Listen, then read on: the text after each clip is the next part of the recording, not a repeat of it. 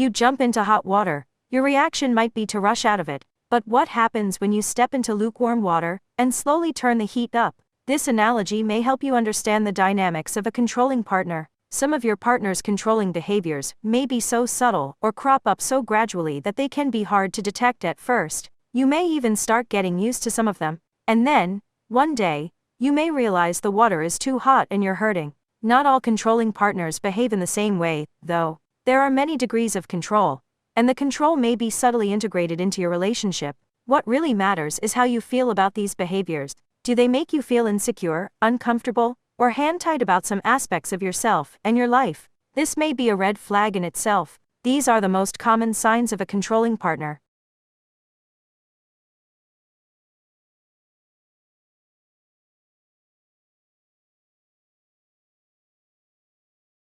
They make decisions for you. There's a blurry line between attentiveness and pressure, but it may be the latter if your partner routinely makes decisions for you. This is controlling behavior. Perhaps they always insist on driving you everywhere, or they hog time in your schedule. They may also make arrangements with your friends without asking you first, or they may paint or redecorate according to their taste only. If they disagree with the way you dress, they might tell you so, or they could start slowly changing your wardrobe by buying specific outfits as gifts to you.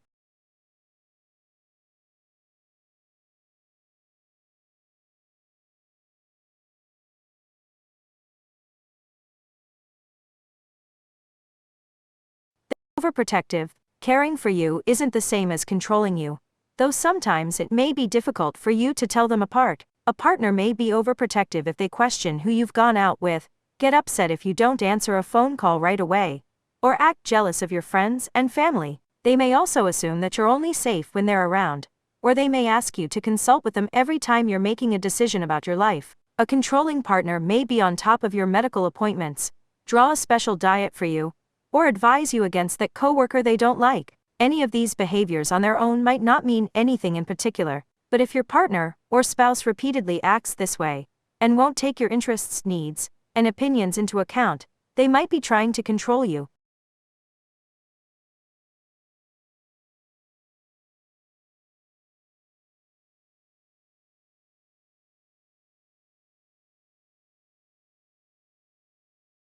They play the blame game. A controlling person can have a hard time taking responsibility for their actions. You may confront a controlling boyfriend, only to find that they've somehow turned it back around on you. You may even find yourself apologizing for something you didn't know you needed to be sorry for. For example, let's say you've been texting your close friend about your relationship difficulties. While you're in the shower, your girlfriend goes onto your phone and reads those private messages, then gets mad at you for what they saw.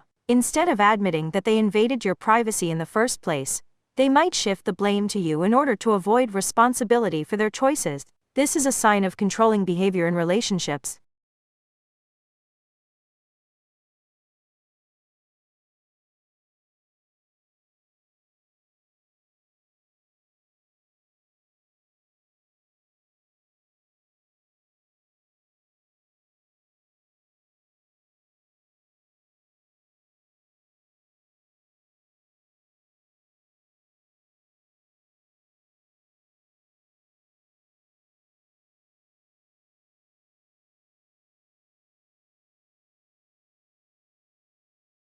They criticize you. This is more than a careless remark here or there.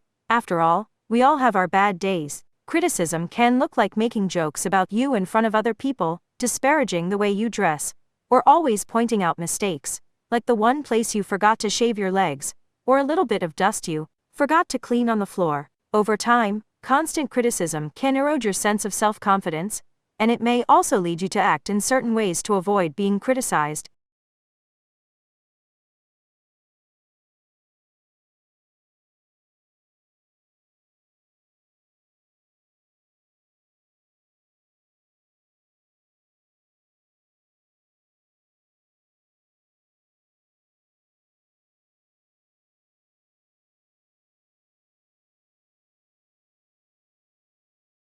Controlling romantic partner may try to prevent you from living your life as you typically would. They might tell you what you can wear or how you should wear your hair, pressure you to stay at a certain weight, try to control your finances, prevent you from getting medical care, or seeing a therapist, tell you when you can go to work or school. Hide your school or work materials from you. A controlling partner may also show this tendency in everyday situations.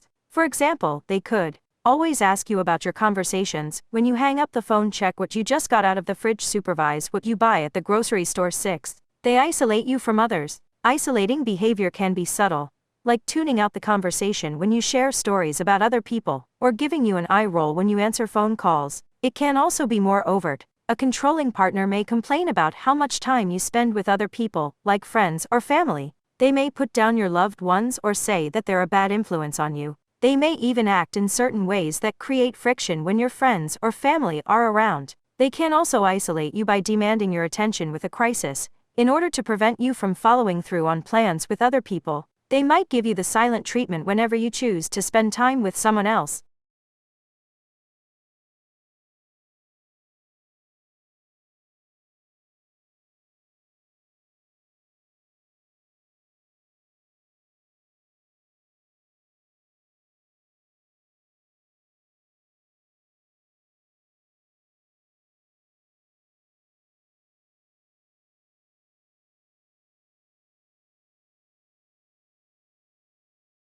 Seven. They gaslight you. The term gaslight is inspired by the 1944 film of the same name. In it, a husband slowly leads his wife to believe she's losing her mind by doing things like dimming the gaslights, and then pretending that he didn't. A controlling partner may downplay an experience, like an angry outburst, and then accuse you of being overly sensitive. They may also say something hurtful, then follow it up with, "It was just a joke. You're being dramatic." This is gaslighting. They may even deny saying things, lie to you, or tell you that your gut instinct is wrong. At times, they may even ask you to seek help, saying that you're losing your grip on reality. 8. They invade your privacy. A controlling partner may demand to see your recent chat history, or they may read your diary while you're at work. They may also constantly ask what you're thinking or how you're feeling. They may monitor your activity, like following you in their car, watching how many steps you take on Fitbit, or keeping track of what you're doing through social media or searching on Google. They may also ask to have your passwords and present it as if you have nothing to hide. Why wouldn't I have those? You have the right to your privacy, and demanding you don't is a sign of a controlling partner. 9. They trespass on your boundaries. If you say no to something, a controlling partner may try to talk you out of it. This can look like pressuring you to change your mind or arguing with you about why you're wrong. This goes for physical boundaries as well. For example, you make plans with someone else and let your partner know that you're going to be unavailable, but your partner shows up at your house uninvited. If you need to talk or if you feel unsafe in your relationship, you're not alone. If you need support right now, you can call or text START to the National Domestic Violence Hotline at 800-799-SAFE, 7233. Call the Love is Respect Hotline, aimed at teens, at 866-331-9474, or text Love East to 22522.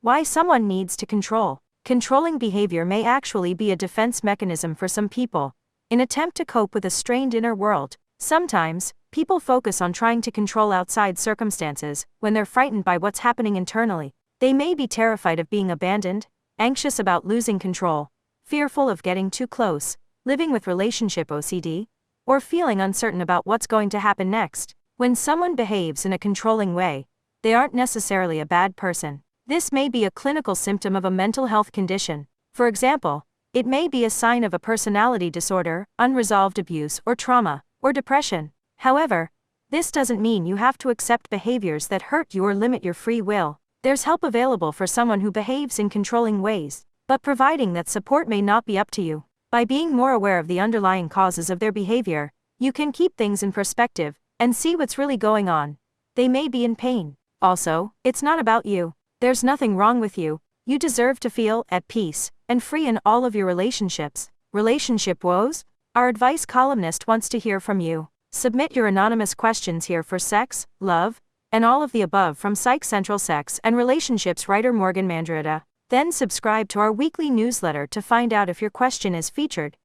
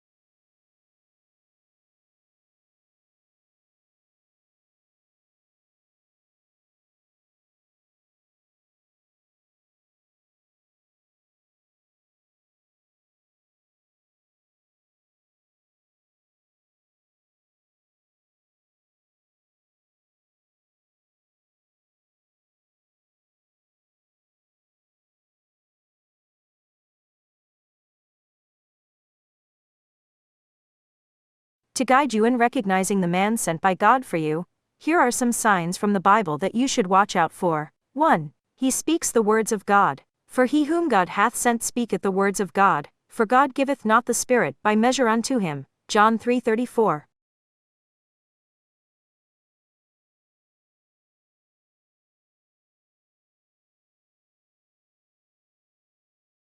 The man that comes from God speaks the words of God, hence, listen carefully to his words. Are his words or messages in agreement with what God teaches us? Does he speak wisdom or foolishness? Of course, you wouldn't know it if you don't know God's words in the first place.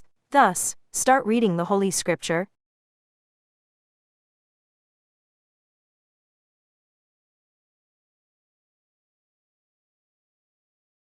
Take note that the messages and verses of the Bible are like lyrics in a song. When you become familiar with its harmony, you will know when someone sings it out of tune.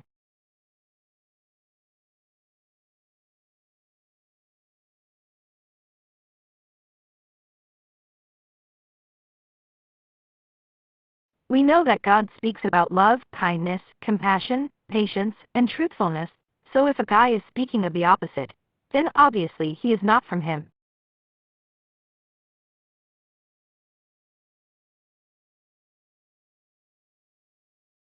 He practices what he speaks. My little children, let us not love in word, neither in tongue, but in deed and in truth. 1 John 3:18.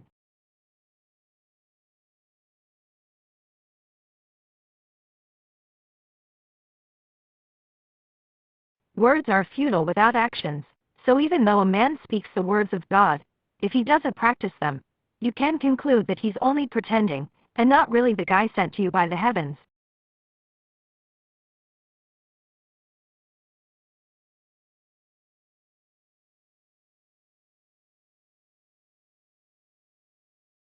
He doesn't lie. Lying lips are an abomination to the Lord, but they that deal truly are his delight. Proverbs 12:22.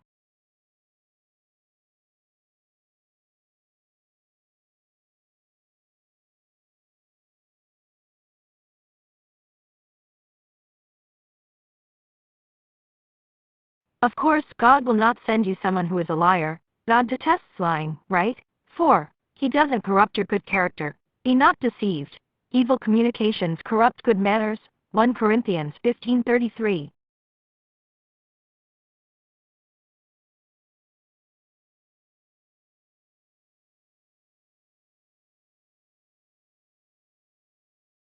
God will not send you a partner who will destroy your good habits, attitude, and whole character. Hence, ask yourself, does he inspire you to grow as a better person, or does he influence you to do bad things?